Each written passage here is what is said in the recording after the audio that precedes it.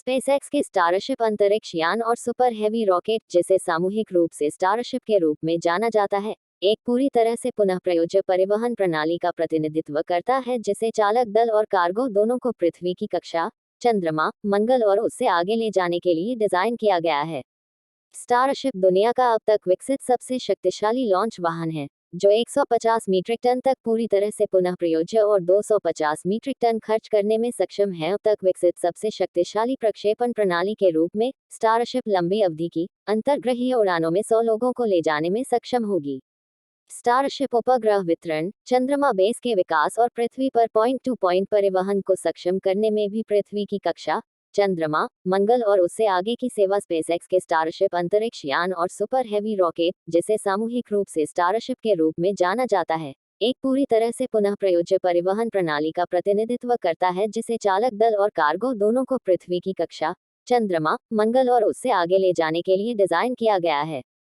Starship दुनिया का अब तक विकसित सबसे शक्तिशाली लॉन्च वाहन है, जो 150 मीट्रिक टन तक पूरी तरह से पुनः प्रयोज्य और 250 मीट्रिक टन खर्च करने में सक्षम है।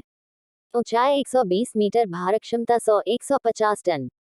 स्टारशिप पूरी तरह से पुनः प्रयोज्य अंतरिक्ष यान है और स्टारशिप प्रणाली का दूसरा चरण है।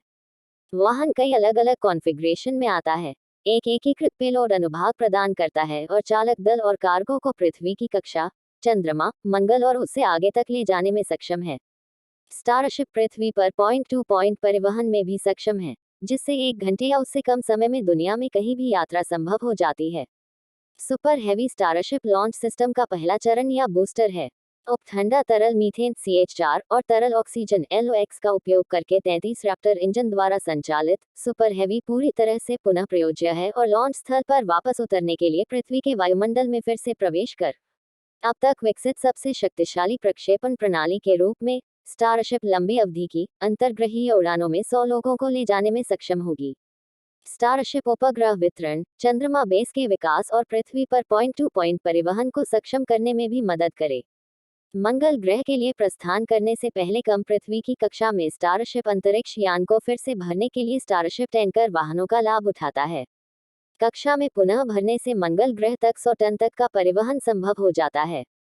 और यदि टैंकर जहाज में उच्च पुनः उपयोग क्षमता है, तो प्राथमिक लागत केवल ऑक्सीजन और मीथेन की है, जो बेहद कम है।